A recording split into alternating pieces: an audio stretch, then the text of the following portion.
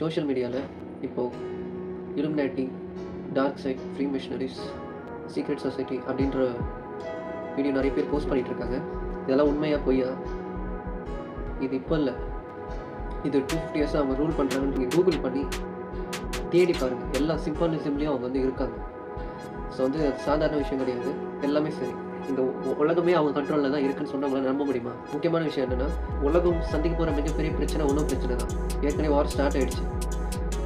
8-10 வருஷத்துக்கு முன்னாடிலேருந்தே அண்ணன் சீமான் இதை பற்றி சொல்லிட்டு வர்றாரு. பாரிசாலன் அவர்கள் பேசியிருக்கிறாங்க, ஹீலர் பாஸ்கர் அவர்களும் பேசியிருக்காங்க. ஏன் இது பேசுகிறாங்க? கண்டினியூஸாக இன்றைக்கி வரைக்கும் பேச வேண்டிய தேவை என்ன இருக்குது? எதுக்கு இந்த வார் இன்றைக்கி வரைக்கும் கண்டினியூஸாக அது ஏன் இப்போ வரைக்கும் அதை தவிர்க்க முடியல? கார்பரேட் நிறுவனம் இதுக்கு, இவ்வளோ ப்ரைவேட் கம்பெனிஸ் இதுக்கு நுட்பமா பாத்துக்க. உன்னை நோக்கி எதிர்நோக்கி இருக்கிற ஆபத்தை நீ உணர்றியா இல்லையான்னு எனக்கு தெரியல. உன்னை எபி கூறத்து கொண்டு காண்பாரு. மது மயக்கம், திரை கவர்ச்சி மயக்கம், சாதி மயக்கம், மதம் மயக்கம். தேர்தலா சாதி மதம் சாராயம் பணம். உன் தாயின் மாற இருக்கிறான். எப்படி இருக்கிறான்? கல்பாரி என் சாண்டு தூக்குறான். ஈரக்குலைய புடுங்குறான். எப்படி? Hydrocarbon. சிறுநீரத்தை தோன்றான். மீத்தேன். கல்லீரலை தோன்றான். ஈத்தேன். உன் 6 ரத்த நாளங்களாக, உன் தாயின் ரத்த நாளங்களாக ஓடிய நதிகள் கொல்லப்பட்டுச்சு.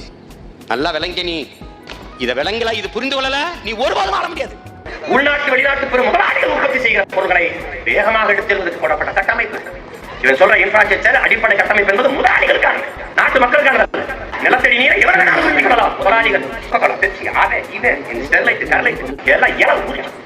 நாயை கையெழுத்து போட்டு கமிஷன் போயிடறான். அவன் 2 லட்சம் 20 லட்சத்தை உறிஞ்சிட்டு போவான். இதுல ஆட்டா போட்டு நிலமடா, என் தாய் நிலமடா. ஒரு நிகழ்ச்சியில ஒரு கண் எல்லாத்தையும் பார்க்குது. அப்படி உலகத்தையும் நினைக்கிறதா நடக்கும்.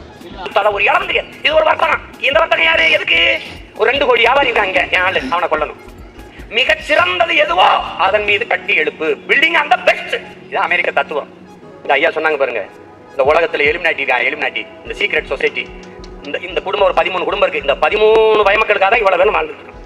எல்லாமே அவன் தான் தீர்மானிக்கிறான். கடல்ல எண்ணெய் கொண்டது அந்த ஐயோக்கிய பேரு தான். இந்த கடல்ல எரிபொருள் கொண்டு தேடி போனீங்கன்னா அவனுக்கு தெரியாம இருக்கு. கடல்ல என்ன கொட்டுச்சுல, ஏன் கொட்டுச்சு, எப்படி கொட்டுச்சு, எதனால கொட்டுச்சு, எவனுக்கு தெரியாது. அப்பா நம்மால் அவர்கள் சொன்னது போல இந்த திட்டத்தின் மூலம் இந்த நாட்டினுடைய வளத்தை கொள்ளையடிப்பதுதான் இவர்களுடைய நோக்கம். அதே நிலை தமிழகத்திற்கு வருவதற்கு முன்பு எச்சரித்துக் கொள்வதற்கு தான் இந்த முனைப்பான போராட்டங்கள். ஆழம் கொள்ளவே நினைக்கிறீங்க. நீங்க வந்து உங்களை வந்து உயிரோட கொள்றதான் கொலை நினைக்கிறீங்க. உங்கள் மொழியை விட்டு உங்களை வெளியேற்றும் போது, உங்கள் கலை, இலக்கியம், பண்பாடு இருந்து நீங்க வெளியேறும் போது நீங்க செத்துறீங்க. அதுவும் இந்த போர் தான். விஷத்தை உணவு என்று விட்டுக் கொண்டிருக்கிற வர்த்தக உலகம் ஆயிடுச்சு. அதனால நம்ம எச்சரிக்கையோடு இருக்கிற 700 கோடி மக்களை 350 கோடி மக்களா மாத்திரத்துக்கு பெரிய பிளான் போட்டு வச்சிருக்கோம்.